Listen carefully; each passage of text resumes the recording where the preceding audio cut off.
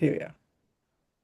Hello, everyone, and welcome to another episode of Healing Conversations. My name is Einav Avni. I'm an alignment coach and energy healer, even. And this podcast, Healing Conversations, is all about natural healing. Anything that is physical, mental, emotional, and spiritual, we're curious about it and we want to talk about it in this podcast. But let me introduce you our guest for today, Trish Diez. Trish, it's wonderful to have you here. Welcome. Thank you so much for having me, Einav. It's great to see you. Thank you. I'm so looking forward to this conversation. But let's put ourselves on the same page as everyone else. Tell us a little bit about you. Well, I'm Australian and I was born many centuries ago. No, I was born, in Australia, and I left Australia when I was 23, moved to England for 2 years, as lots and lots of Australians do, and then went on a bit of a trip through France and met my husband, my now ex-husband, and had two beautiful children and a 20-year experience in France. And I moved to Dubai for 18 years. I'm still in and out of Dubai, and but I'm back in France now. And I work as a coach. I'm a psychologist and I have worked as a therapist, but I actually like to do the work that I'm doing now, which is a little bit more um, direct and with an immediate effect, really. It feels great. So I do that. And I'm always on a curious journey to healing. And I would think that I'm extremely open minded into different ways of healing. I'm not stuck in very 3D types of thinking. So I luckily, very luckily, came across UANAV, which has been an absolute life-saving experience. And yeah, I've got two beautiful girls and a granddaughter, and I work with many clients from all over the world, actually. And I just enjoy helping people. I feel like I am in the mental area, though. I do work from a mental perspective, but the work that I do takes you to a very elevated kind of spiritual experience anyway. So it's been a part of my spiritual journey as well. Hmm. And of course, we're going to unpack a little bit more about all of these things. But I was just looking at your website earlier, and I really liked what you wrote there about, that you are us, you are me, you are the viewer, and how beautiful it was to read this because, of course, a lot of the time people, when they're thinking about getting help, there's a lot of, you know, stigma or kind of fears about what it is to work with someone. And actually, when I read your introduction, of course, it puts us immediately at ease because yes, you are me, I am you. We are all really very similar in our makeup and what we are going through each day. Uh, so so maybe tell us a little bit about how you work with people at the moment, and actually also what brought you there. Yes, great, thank you. And with regards to the website, you're not the first person who's mentioned that to me. A lot of people have said that when they read the intro, they thought, oh, yeah, this is someone I can go and see. And I never thought that. I just wrote it as if I was speaking to someone because it's true. I am no different to anyone else. I don't like this power issue when you seek help. You know, yes, of course, when we're looking to have help from someone, we're hoping that they're qualified and that they're certified and that they have real sort of not on paper, you know, necessarily, although that's pretty much how the world has worked for a long time, Mhm. but at least that they have some grounding and some foundation in what they do.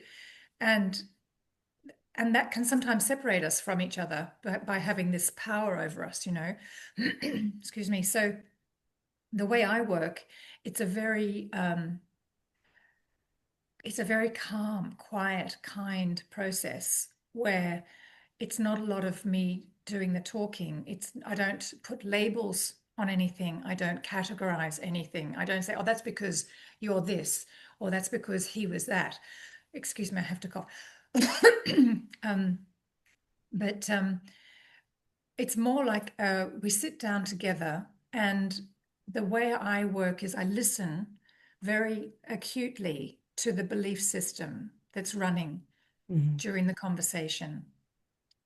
And when that comes up, I ask questions on those beliefs. Because when we're stuck in our beliefs, our whole world revolves around the effect of those beliefs. So when we have a strong belief about something, it's going to ignite the emotions in us. It's going to wake up these emotions. And out of those emotions, we're going to act. And those actions sometimes get us into the wrong situation. Sometimes they take us down the wrong path. Sometimes they give us exactly the opposite of what we want. For example, if we're strongly believing that I'm not understood, no one cares, no one's listening to me, I'm not being understood, then it's quite common that we would get very upset, very defensive, and maybe storm out of the room, maybe even slam a door. That's the opposite of what we want. We're wanting to be understood. We're wanting to be cared for. We're wanting to be listened to. But our actions are now pushing us into the exact opposite of what we're wanting. So when we're not believing these thoughts, no one cares, no one understands me, no one's listening. If I'm not listening to those thoughts, but I stick to the moment and I want to be understood, my emotions and my actions are going to change. So it's a really deep dive into what we're thinking. And I think that's actually really, of course, fascinating. I love working with belief systems, and really like you, I also listen to the words, and what I noticed, and I want to ask you, of course, about your experience with that. A lot of the time people don't necessarily understand that they have a belief system, or that they have limiting beliefs. They don't really connect with that notion. Of course, it's something that we are trained to listen to, but for them it's just life, and here they are talking about something. And I think a lot of the time, if we're talking about the story and stuff, it's really about victimhood, right? Like, Yeah. I was hard done by, no one sees me, no one understands me, and this injustice that is so alive in so many of us. Mhm. So how do you then bridge that gap between saying, okay, this is what I'm hearing you say, and actually helping you see that this is just a story that you created for yourself? Well, I actually let them find out. I ask questions. I don't have any answers, Hmm. but I've got some mind-blowing questions because when you asked when you're asked questions that don't often come up, um, then you're really forced in a way, not forced, no one's ever forced to do anything, but you're invited to have a really good look at something. So if the conversation is really going along and my client's really, into their story, I'll listen respectfully, but then I'll just give it a bottom line belief, and that is, so you don't feel respected. You're not feeling at all respected. You don't think he's respecting you. And she'll think, yeah. Or maybe it'll be, so you're not okay if he's not okay. Oh, yeah. So we touch on the belief. And then I say, so is that really true? That you're not okay if he's not okay? Where's your proof? Where's your proof, really? In that moment, where's your proof that you're not okay if he's not okay?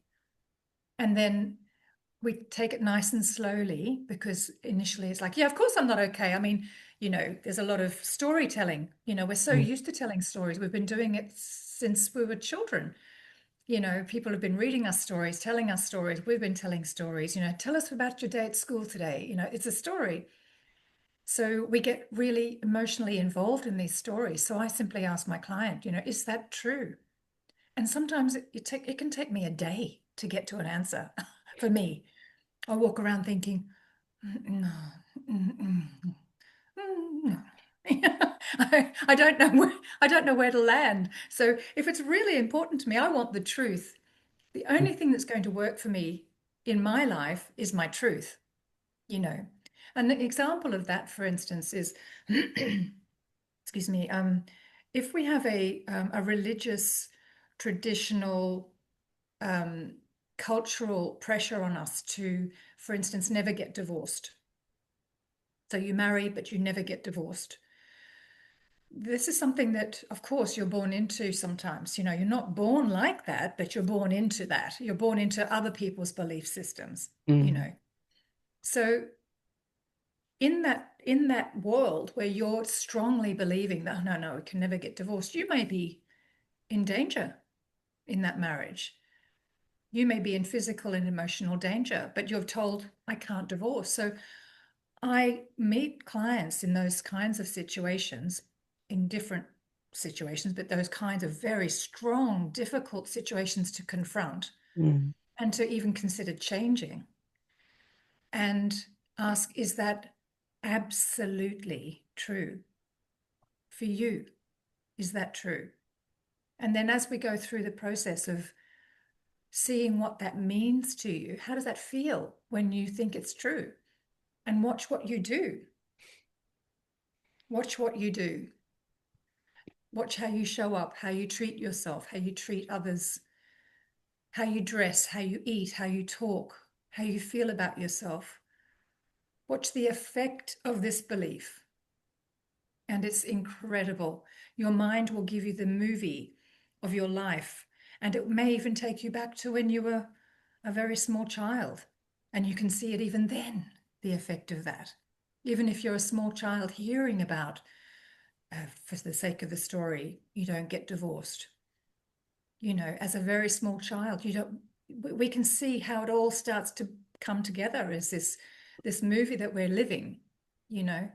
And then, well, what would you be like if you didn't think that? If you just didn't believe that? What would life be like? And then everyone just, Start breathing. yeah. And if we give it time, expands. Everyone expands because the limiting belief is limiting. It's limiting. So without it, the weight of this heavy belief is off us. Doesn't mean we've got to go out and do something radical. It just means in this moment that we're talking about, what if I didn't believe it? And all of a sudden, there's a flow of energy that comes back that's been very blocked for a while. And Mm. then we turn the thought around. We turn it around to several different ways. And, I can divorce. I can divorce. Well, maybe that'll make me think, oh, you know, oh no. But let's just look at how it's possible. What would it mean to me? How would it look with this turnaround? I can divorce. And maybe there are people I can talk to. Maybe there are people I can, confide in and trust, get some advice from. My world opens up a little bit in areas where it wouldn't normally. I had a belief when I was going through my divorce. I need to make him happy. And when I saw the effect of that belief,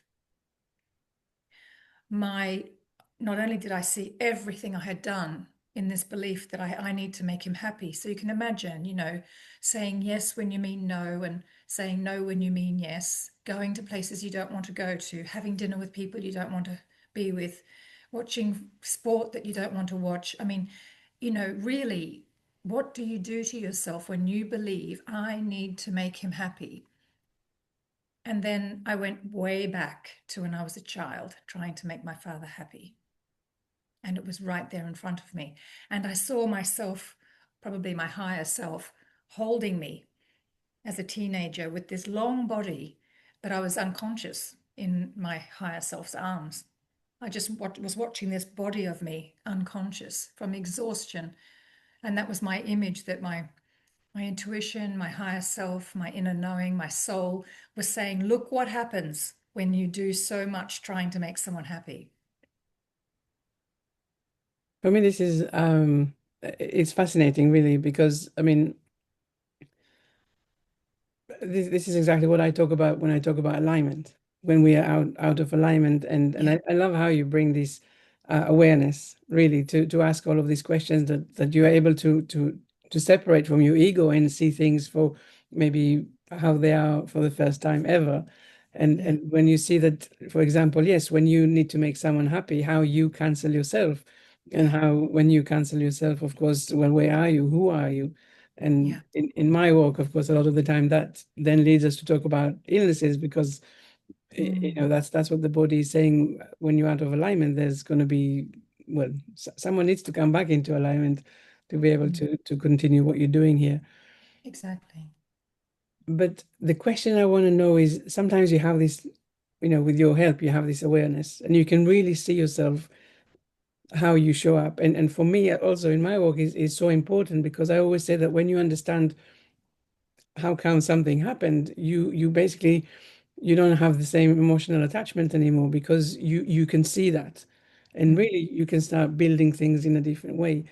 But how do we help people? How do you help people um, rebuild now that they have this new understanding and the new insights and really they can really see things so much clearer?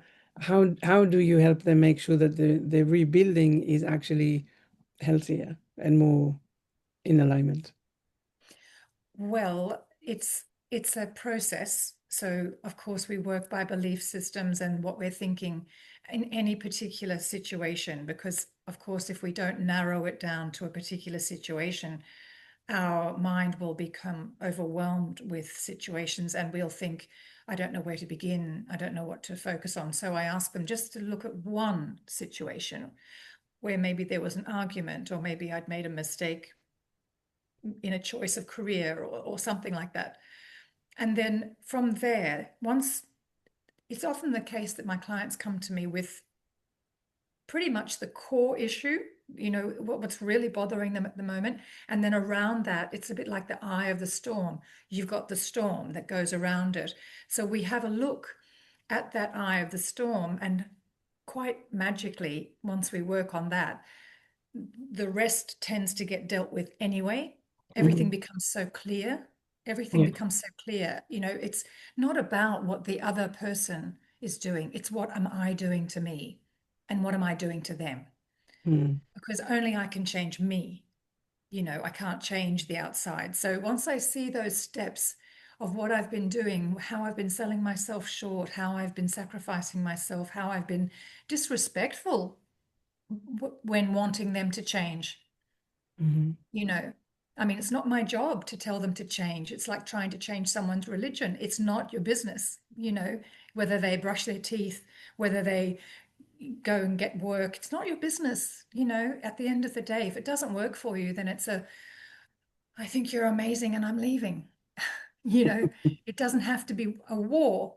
But by the same token, once they've come to this beautiful awareness, which is instant, immediate in the session, because they're finding it, it's not something that they have to go home and do homework on. They're finding it in the session.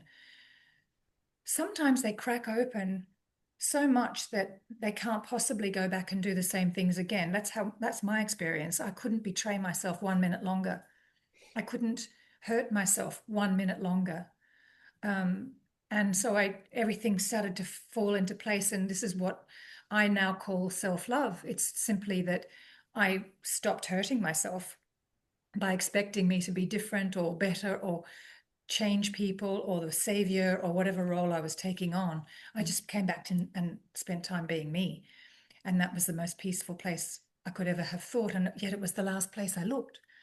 So you know, so really, um, from there, we then work together on anything that would get in your way of moving forward in a different direction, in a better direction for you. Once you've found that you've got the key and the door's right in front of you, what would stop you from putting that key in that door and turning it and opening it up? What would stop you?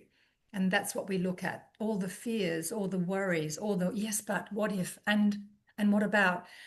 We look at all that, and Yeah. little by little, layer by layer, all of a sudden, This is, I mean, it's so profound and I love it. And of course I'm thinking to myself, there is one thing for me, and that is something that I've mentioned on this podcast before, but it's the feeling of safety.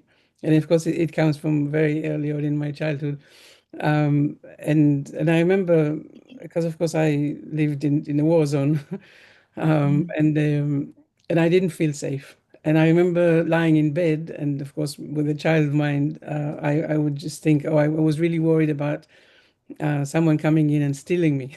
Like I was worried of Mm. thieves basically coming and taking me away.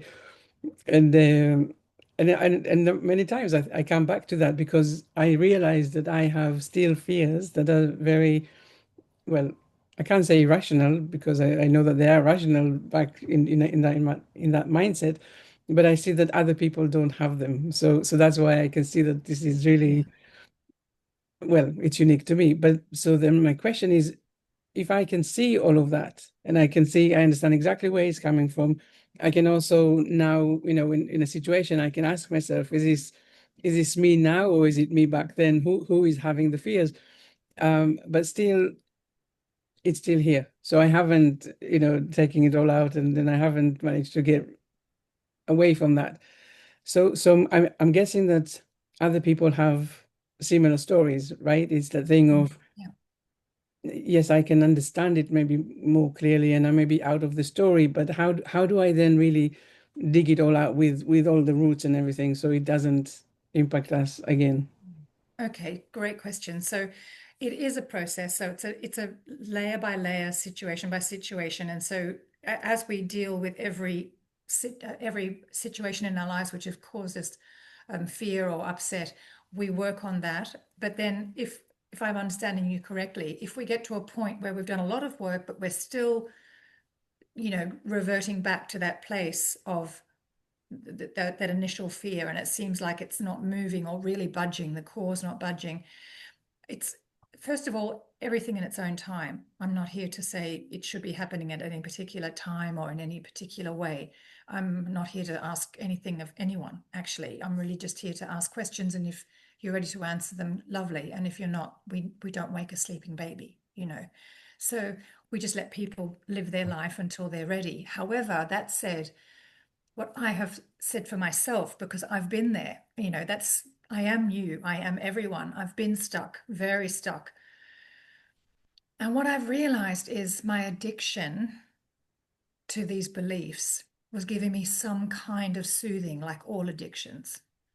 So this is Even the second regain, right? This is what is giving us if we're still having it and not letting it what go. do I get? What do I get for believing this so strongly? For not believing it, but for not being able to not see it, because we only see what we believe. Hmm. So if I'm going to imagine I could be taken away, then I'm believing that I could be taken away. So what am I getting? Even if it's not good, because all addictions are unhealthy for us, right? Mm. But we do it because we're wanting what? What do we want from that addiction? What do we want? We want that space, that we want to be able to relax, right? That's what we're looking for in every addiction, even if it's um, a sport where it raises our adrenaline, or a gaming thing and we're not resting. We can relax in the enjoyment, in the rush of it. And for more calming addictions, such as drugs and alcohol, where we have that moment of just spacing out, that's the relaxation we're looking for, because it's familiar, something's familiar about it.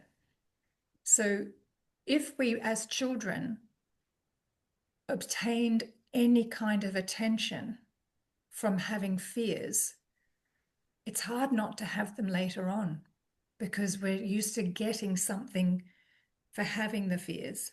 Yeah. Yeah. No, I totally get that. And I think it's important to, like, really to explain this secondary gain, and this is a really challenging conversation, I imagine, for some people, because, and especially I see it when I speak with people about chronic pain and stuff, or chronic illnesses, and it, in a way, there is that question: how come this is still here? And this is not a question people like to hear. Of course, I No. don't ask it in this way. Yeah, of course. But But how does it serve you? How is it serving you to be the victim, yeah. to be the sitting duck waiting? How is that serving you? And in my experience, I just wanted someone to come and save me. I wanted someone else to do the work and come and save me. and keep me safe. And that's highly expected and very common as children, because who else can we possibly get that from other than outside of us?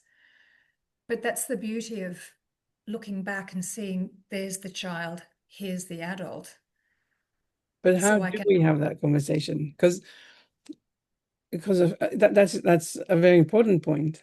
Yes, and a lot of people do that, right? They say, my parents or my carers, I was expecting them to say to keep me safe, to keep me, to look after me, to give me love, and they didn't. Then how do we carry that conversation forward to say, actually, when I look back in there, where in that is my story? Because yes, this is the reality. That's what happened. That's your face value. This is you can see it. For me, I want to really go into conversation of how come, what did you learn, what can you see now, and then helping you to move forward. But I want to know, how do you have this conversation? Because people will again and again go back into that reality. Yes, my parents didn't look after me, they abandoned me, they didn't care about me, all of these different traumas that people have. How do we help people to disconnect from that? And yeah, maybe disconnect wasn't the right word, but how do we help them move forward from all of that? well, I can only speak to myself about myself because I can refer to what I've seen in clients, but I don't know what happened really on an internal level. But I have experienced a childhood that was extremely violent and full of abandonment many times before the final physical abandonment. You don't have to be left on your own to be abandoned. You can be sitting at a dinner table feeling highly abandoned if the conversation's just constantly going around you and you're not seen or heard. So, there's many ways we filter abandonment and betrayal and rejection and, all that sort of thing. So what I've learned is I, in my sessions with my clients, they take me when I ask them, what does this remind you of today? What does this remind you of in your past? And they'll tell me, oh, when I was a kid.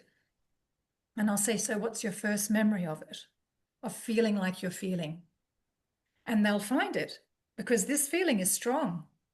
So Mm. they'll find it. When I was 7 and I was left at the football pitch and no one picked me up and all that sort of thing.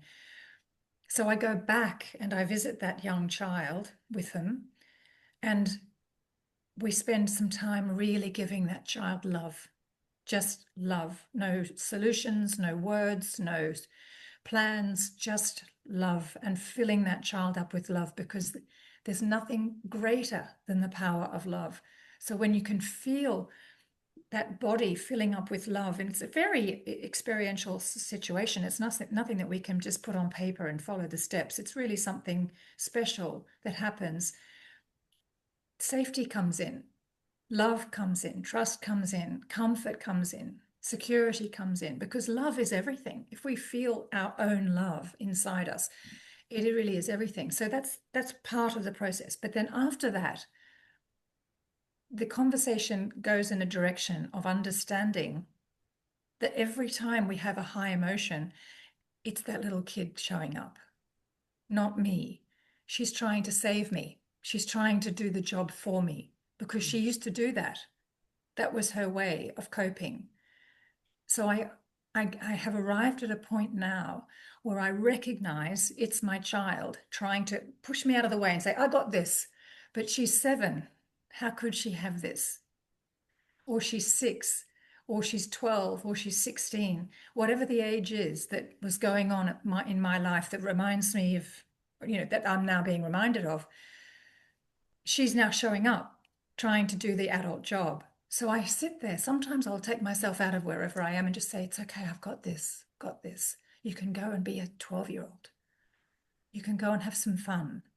In this meditative process, I say, does this child, or do you, or I don't even say that, I say, does she, for instance, Mm. does she have any interest in holding on to this belief that she's unsafe after she's been filled up with love and she's felt that compassion from the higher self coming in? And she'll most of the time people will say, no, she's got no point. No, there's no point in holding it on. I said, or would she rather go and play as a child? And they all say, yeah, she'd love to go and play. When I did this experience on myself, which is why I share it with my clients, I walked into my bedroom. I could see myself going back. When's the first time I remember this? Bang, there I was. I was a 5-year-old sitting on my bedroom floor. But there I was walking into my bedroom, and I saw her sitting on the floor, just looking up at me like this. And I just looked at her, and it's all telepathic because you're really in a different dimension when you're meditating on this. Mm. And I looked down at her and I put out my hand, and she put both hands up, both arms up. And I said, I basically said, do you want to come with me? And she said, yep, get me out of here. And with that, I picked her up. And next thing, we're at a bus stop, and her little legs not even, touching the floor. She's just swinging her little legs. And I'm sitting next to her, and I'm just looking down at her, smiling, and she's looking up at me, and I'm looking down at her. And we were going off for an adventure, but she was coming with me, and she was following me. I wasn't letting her lead the way. So, to answer your question, all we can do is come to some kind of deep and profound realization that each time we're showing up anxious, afraid, full of fear, nervous, panicky, it's not our adult. We're allowing the child to come and take over. So we learn some techniques to just say, it's okay. Okay. You can have a break. It's okay. I've got this. I love this. I love it because I think also when you take the time to do this, you really give yourself some space and less judgment and less, talking negatively to yourself about why am I feeling this way? Or, we always do that, right? We Oh, always, that's right. Why would we kick our 5-year-old child? Why would we slap her around and say, don't be so silly? You know, they're really just showing up to help us in a very tricky situation that they know what it's like. mm, And that's one of the first things I ask my clients to do in their meditation. I say, have a good look at her. What's she doing? Where is she? What's she got? What's going on? And some people will say, she's in the hall. I'm saying she because I'm coming from a subjective point of view, but she's in the hallway watching her parents argue, or she's in the driveway or wherever. So wherever she is, that's where we stay. And I say, glide over, get really close. And when she sees you, let me know. And they sit and they wait. And then sure enough, two of them are there. And then I say, now look in her eyes deeply and let her know with no words that you know exactly how she feels. You know exactly what she's going through. And you've come back to take care of her.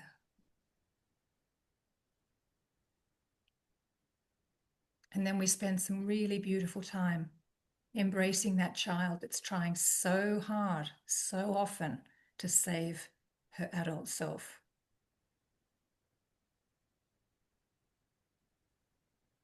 this is so interesting for me because I think a lot of the time when we're talking about inner child and all of that, this is like what you're saying for me is like a something that I don't even know if I've heard this before. That actually this is the child trying to come here and save us in our adult moment, and and and it's not just the part where we usually go to, which says, yes, this is your inner child, go back there and reassure her. But actually, it's like you really brought a missing piece here, which I am very grateful for. And of course, something that I will go away and think about naturally. Um, so I wanna talk a little bit about your experience, if that feels right, and really what I mean, who like you, of course, you say you can do it for yourself, but were you guided through that to begin with your own story, or how did it all come about? Tell us a little bit about Well, you. I was fortunate enough to come across, after having done my psychology studies and all the rest of it, and having worked I was training as a psychotherapist for a short time, but it just didn't work for me. It wasn't really right for me. I found a beautiful method, which is a variation, not a variation, it's the core method. And then as you work, you grow into your own. You make it your own.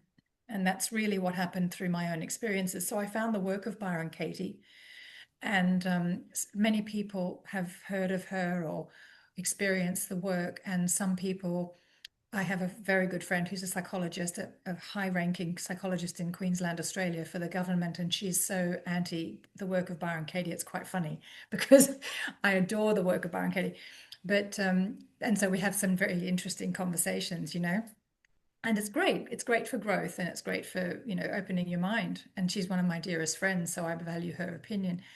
But it doesn't shake me, or I mean, I find nothing better than it's also because my personality is suited to this work. It's not for the weak-hearted.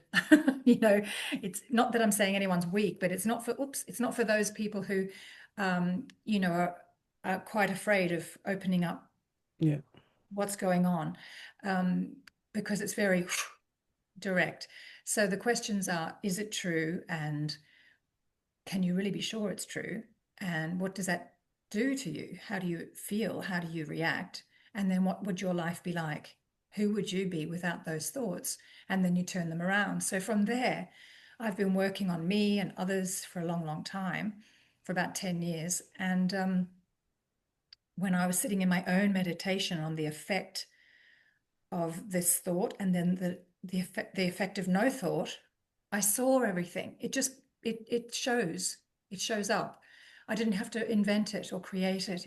It just showed up for me. And so because I'd gone through a very violent childhood, very, very violent childhood with a very violent mother and a very passive aggressive father and a very violent brother, I had nowhere to go and no one to talk to because I was gaslighted my whole life, and hit pretty badly for even bringing things up. So I wasn't used to talking about anything or discussing anything.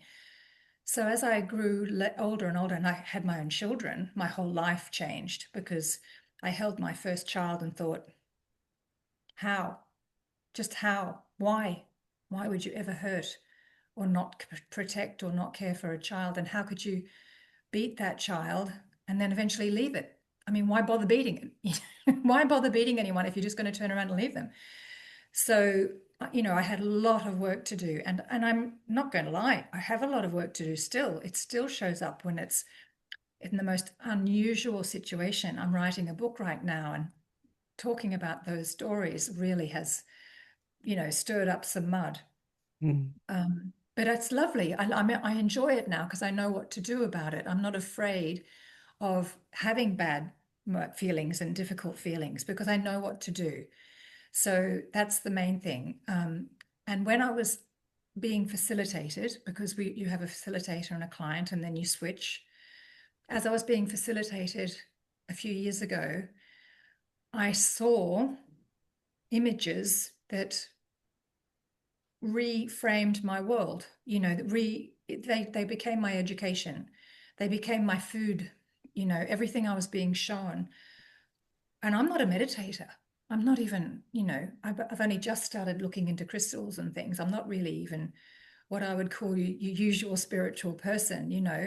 Um, and I'm a bit of a hard nut to crack. Oh, let's just take out the bit. I'm a hard nut to crack. And so I'm not really into what I can't see, believing what I can't see. It's getting better and better as days go by because I'm being shown whether I like it or not, whether I believe it or not. But when I was doing this work with the facilitator, the question was, because you listen very well. It's very active listening. And I had said in my storytelling in this process, it's almost like I've got to show a medal. I have to show a medal I have to prove that I'm a good person. And she said, who are the medals for? And that put me into a whole experience of a childhood chapter and proving myself and all the rest of it. So I just realized that the answers came in meditation and not in conversation. Mm. Conversation's great for a coffee, but it doesn't help much. It just keeps you locked in the story. So I really found that every time I had a question, I meditated on it. I just closed my eyes and looked and looked and looked. And sometimes I could feel myself going down this almost warren, this rabbit hole kind thing, thinking, go down, go down. I could feel my mind going deeper and deeper. And for a non-meditator, it was quite mind-blowing.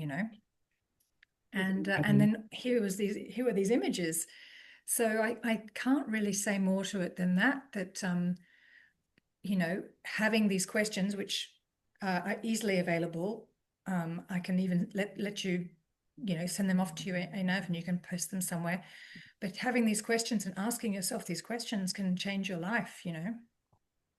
well, in my own story, I must have come across Katie Byron at some point as well because um, I I understood that I was definitely in my story, and I was very shy and very always felt like I wasn't lovable and I wasn't, never seen, never understood, never belonged, a lot of that kind of stuff. And at some point, I realized that I was definitely leading life out of fear, and really the only thing I was doing was trying to just protect myself, just trying to not, I don't know, just survive somehow. And then I remember um, realizing that I have a negative voice. Of course, we all have a negative voice or ego, call it what you like. But I understood that I was allowing this negative voice to really run the show. And that's when I decided to, first of all, change everything around. And I used to say, do I want to do it? That was my first question. Yes, of course I want to do it. Does it scare me? Yes, like really. And then I was asking myself, well, is it going to kill you? If it was going to kill me, then don't do it, abort mission. But if it was safe to do, then know that anything that comes up is just my negative voice trying to save me from something that actually I don't need saving. And so just having this kind of initial conversation led me to then look again or re-examine the relationship with the negative voice. And then that came the question of, okay, you're telling me that I'm going to, I don't know, the first thing I did after I had all of these conversations with myself was do a diving course. And I realized that I had a very big fear of, well, drowning. And and then I asked myself, well, is it true? Can I be 100% sure that I'm going to drown when I do my diving course? And that was, from the walk and that question. And I was like, well, of course, I don't know if I'm going to drown. There is, you know, really no evidence that this is what's going to happen. And then I used to say, well, if you're not 100% sure that this is what's going to happen, it means that there is some percentage of possibility that it's not going to happen. So now choose your actions. Are you going to stay with the negative voice that is limiting you, or are you going to move forward with this? Do you want to do it? Does it scare you? And so on. So, Yeah. so creating a very different path for myself that really allowed me to find my courage and find my own alignment, because living out of fear was really very, well, exhausting, really. Oh, yeah. To go from fearful to fearless is mind-blowing, mind-boggling. And I've also meditated because as we do this work, so many concepts get thrown up, like forgiveness and accepting. I mean, if you really get still, in my experience anyway, when I got really still, it's very, very important to have that time to just, whenever there's nobody around, nothing to do that's burning, give yourself those few minutes to think about what's on your mind that's really bothering you, and just don't do anything more other than just have a look at the effect of that thought, just the effect of it, what you're doing to yourself, how it shows up, how you show up, how you treat yourself and others when you're believing this thought. And because it's amazing how we treat people when we're believing something that's not true to ourselves, it's going to be nasty and quite difficult. Even if we're afraid of drowning, if I'm on the boat and I'm afraid of drowning and I really believe I'm going to drown, I'm going to not talk to any of these people, and maybe I'll start getting snappy with them, because I've got fear inside me, and fear shows up in all sorts of ways. So, I've meditated on forgiveness. And because it came up in my work, this idea of, I have to forgive him if I'm going to continue to move through life. I have to forgive him. And I thought, I can't forgive him. I'm not going to forgive him. No. So I thought, okay, let's just slow it down. And my thoughts took me like a stairwell. This goes to this one, because thought begets thought. They just keep giving off babies. And I realized that actually there's no such thing as forgiveness. It's just a concept. Because when you really, really look at it, you can see them living their life, doing what they need, which is no different to me wanting to do what I want to get what I need. So why would I be any better than them? So I allow them to be free, which frees me. And what is there to forgive?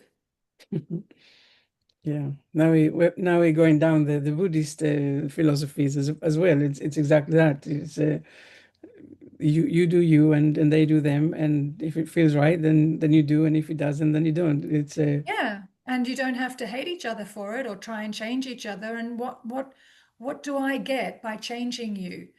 That's mm, called behaving. And that lasts maybe, I don't know, an hour. You know, we've got prisons full of people who can't behave. So, you mm, know, behaving is another concept, because in whose world is it that you're behaving or not behaving? You know, yeah, yeah. so it's a very beautiful path that was, uh, you know, perceived as just a new method to try to release some stress, which changed my world, and thankfully translated into a way that I could share it and help others also get there, because they want to, not because I think they should, just because they want to. Right.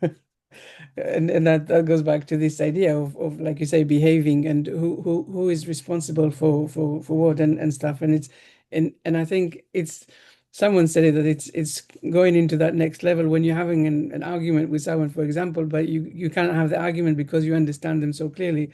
You really see how how come they did it and what brought them to doing everything, and so on. So it's like, okay, so what am I left with? I'm just left with this. Okay, the communication part, I guess. I'm just, this is how it impacts me, or this is how I choose to respond.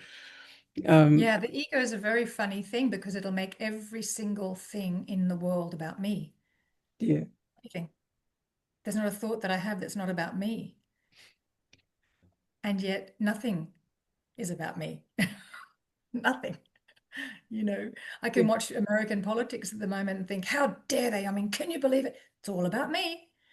yeah, And I'm not even there. And no, I'm not even American, can't even vote. I mean, and they're over there, in a different world, but I'm going to make it about me. And if it's raining, oh, it's raining, I was going to go to the shops, make it about me. Everything is about me. yeah, So, when we realize that it's absolutely not personal, my anger, my frustration, my venom, my rage has nothing to do with anyone other than myself. yeah, exactly. And that's why I say, when people come to me and they say, oh, he said, she said, and so on, I'm like, they're just actors. The universe has put them here for you to learn from that, to understand something about you that you couldn't otherwise. So what do you see? What is it that you're finding Yeah, out? the meaning. We're putting the meaning. He said that. So that means, Mm. he said that I was hopeless and useless. And that means that I'm hopeless and useless. So now I've put my own meaning on it. Yeah. And I'm Yeah. actually agreeing with him, which is what hurts me. Not the fact that he said it, it's the fact that I'm agreeing with it. But going back to your own childhood, and having done the walk and all of that, how do you um separate from the story that you've had your whole life versus the new chapter where you really understood everything, and that you've helped your little you see things differently, and basically understand that you are now in control. How do you um, help yourself to stay in the later chapter rather than going back to that initial story? With many different wonderful methods, such as the body code, the belief code, and the emotion code, thanks to you introducing me to all of that and having done such amazing work with me, which I will be eternally grateful for. I've also, I continue to do the work for myself. I continue to reach out for people to do the work with me if I need to. I've had sound healing, I've had acupuncture, I've had I do some sport when I feel like I need to. I've listened to music. I've meditated. I've cried. I've walked around and let it out. I've had some spiritual healing as well from a wonderful woman who's been able to clear energy and help me through some very dark times. When I left my latest husband, um, he um, he and his daughter were, which I usually wouldn't say because it doesn't make any difference really, because it's about whether or not you're you're treating yourself properly and loving yourself in a relationship so that you can understand that what hurts isn't a good idea and what doesn't hurt is a good idea. um, so I don't go for labels, but just to help whoever's listening understand a little bit more of the concept. He and his daughter were are very strong narcissists, and he being a covert narcissist, she being a grotesque narcissist, meant that I got the double barrels. But I'd grown up in that. In that, my father was the covert narcissist, my mother was the grotesque narcissist. So for me, I was a fish in water. I was like, oh, this is familiar. And so I, stayed way too long. It's nobody's fault. And it's not even my fault because I was believing at the time that, I couldn't leave and all the rest of it. So due to that incredible relationship, which broke me into a million pieces, like I needed to be killed off to actually come back and rebirth, because that's my nature as well. It's got to be very, very, very bad. I mean, I wouldn't wish that on anybody. I don't enforce that kind of method. Hit rock bottom, go on, go on. I wouldn't suggest that for anyone else who's not prepared to do that. But I absolutely needed to hit rock bottom and lower for me to get the clarity that I've got today, because up until that point, I was dealing with things a little more profoundly than just the band-aid, but I can now see that I had only just touched the surface before this. Mm. But to stay where I feel today, which is wholeheartedly amazing, very honestly wonderful. I've done a lot of work. I have to say, a lot of work. I've done a lot of work of Byron Katie, which has been my core method, because once this changes, everything changes. But it has been slow at times. So I've called in for other backup, like the spiritual energy healing and the body code and all the rest, because all of that comes together and helps the whole picture. We have many different layers to us, and past lives and preconceptions and the whole thing. So, and inherited energies and all the rest that we're not even aware of. So I'm very grateful for that education as well. But I also think that once I started on this journey at the age of 29, when I became a mother, right in the middle of Saturn return, um, I couldn't look back. Once you've started looking and you've got the curiosity to find out why, and you're just trying to work out why. Very difficult to turn that off and look back. So the first, let's say, 20 years was full of rage while I was doing some work on myself, but lots of anger. And anger's fear. Anger is a sign that you don't want it again. So that's fear, living in the fear of what if this happens again. So of course we're fearful of life and we're untrusting of life, mistrusting of life and people. So all of that fear needed to be very gently loved, because it was there to protect me, and invited to rest and calm and just see what happens if it doesn't show up. So what I understand from you really is that once you started doing the walk and the walk, then it's really about whatever comes up. You don't you have the opportunity to ask yourself, you know, am I being taken back to the story, or actually is this an opportunity for another stone to turn another stone And in? even knowing it's the story doesn't help on its own. Even knowing that I'm in the story, that this is my story, that I've gone back again into the story, is not enough to to ease that pressure and ease that suffering. There's still work to be done, Yeah. and and I'm usually someone who waits 2 or 3 days before thinking I can't bear this anymore, and uh, and then And I then you actually do get. that. Because that's what I was saying, is it takes you can decide of, if to spiral down or if to actually go deeper in a different spiral down, not in a spiral down, but in a deeper, more conscious situation to figure it out. But I want to ask, I can see that we nearly, well, we're coming to the end of our conversation. I mean, time. But I wanted to ask a question about the meditation part, because I think a Mhm. lot of people say of course, more people are aware of meditation these days, and a lot of people say that they find it challenging to go deeper, to really still their mind, to actually. So the meditation that you are inviting people to do in your sessions or later on by themselves, is this guided meditation, or how do you help them get to where they need to get to? In the session, it's definitely a guided meditation because they're not expecting it, and I'm not, and it's not. Many people have said, "Did you hypnotize me?" And there's no hypno. I don't know how to hypnotize people, but it's because as it's very gently guided and slowly, and I'm asking them to go and have a look at this now, go and have a look at that, and they do that, then their minds are just like, it's they come out and go, oh gosh, it's just, they've, and I'm not a meditator, and that's the effect that I have from it too. I'm not someone who can just sit for ages and keep pushing thoughts out. In fact, I don't think that's my way of meditating at all. My way of meditating is to focus on a particular thing that's bothering me and ask myself, how does that affect you? And then just watch the effect. This episode where I was holding myself, I guess my higher self, I say, because I don't know, I couldn't see the body or the person, but I knew it was me holding this long body of me, because at 16 I was still 5'7". I haven't grown anymore, and had finished growing.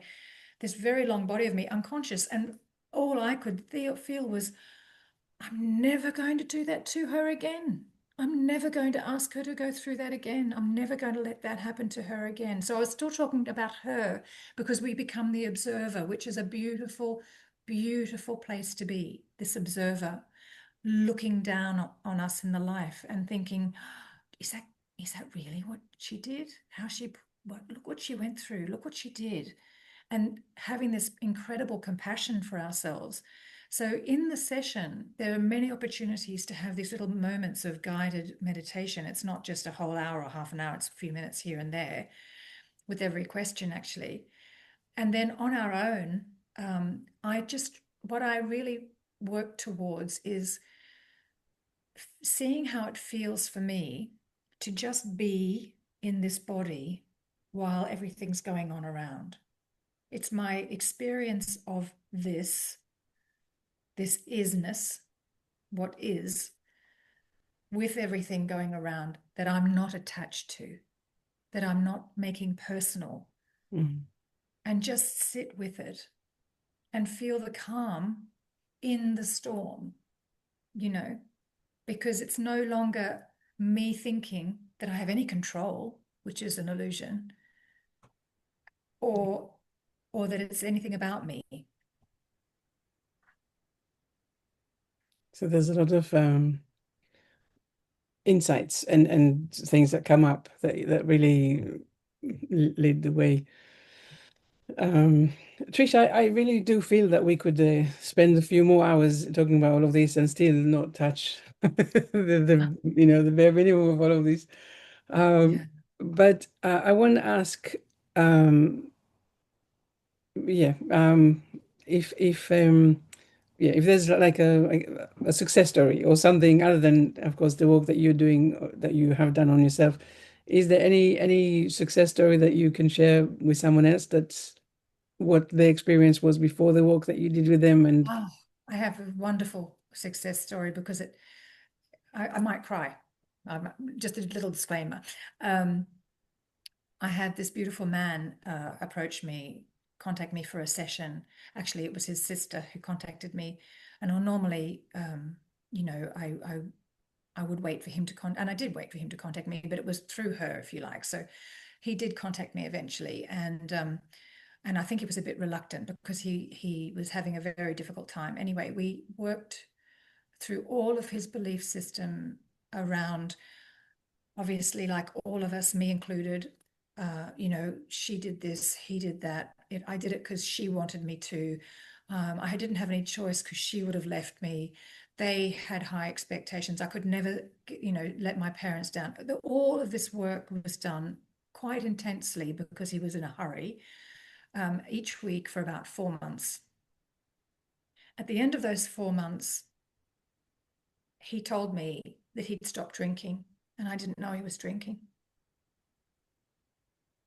That wasn't part of the conversation. That wasn't part of the topic. It didn't have to be worked on.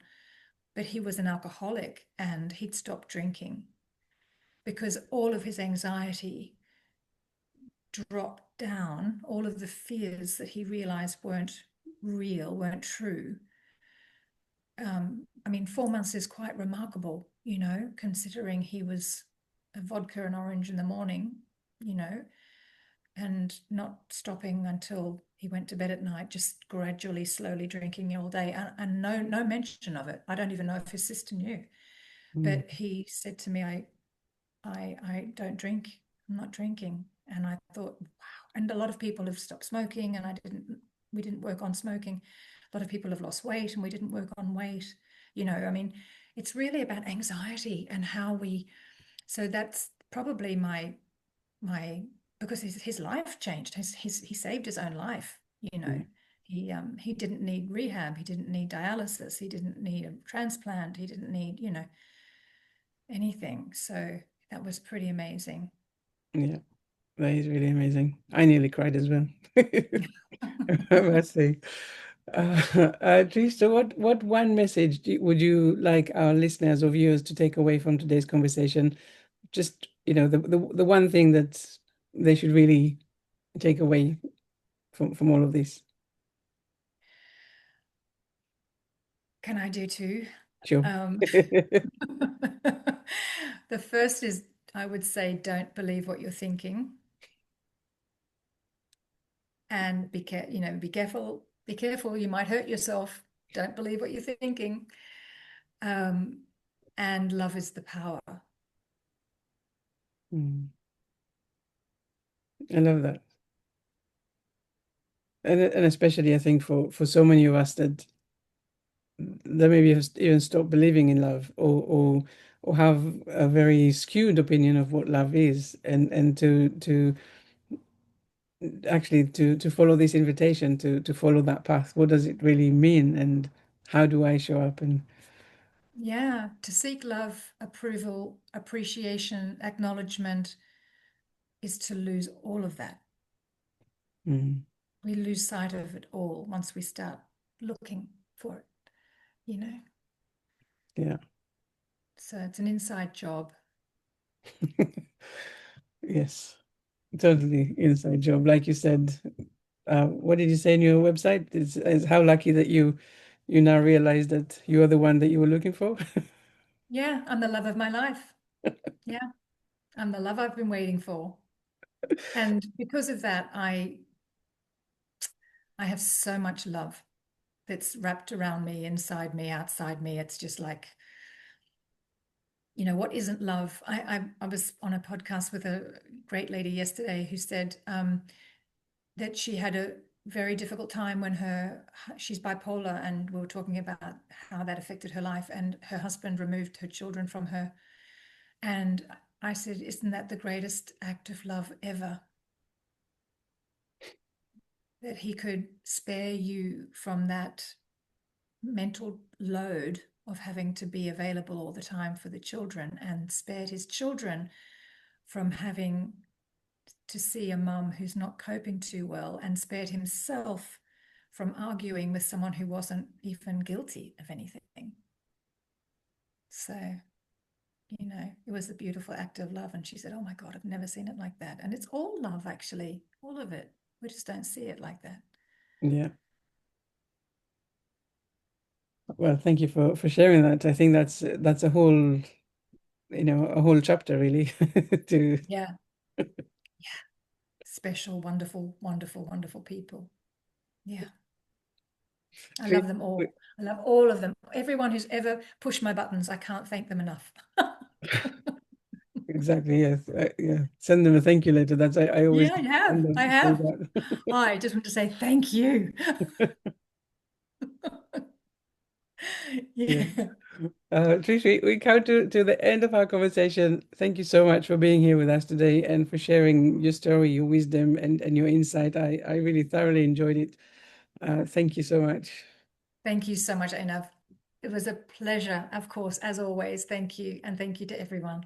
Thank you. And of course, everyone watching or listening, please do like, share, comment, because together, only together, we can spread the message in the world. So Mm. it's a joint effort. Yeah, lovely. Thank you. Thank you.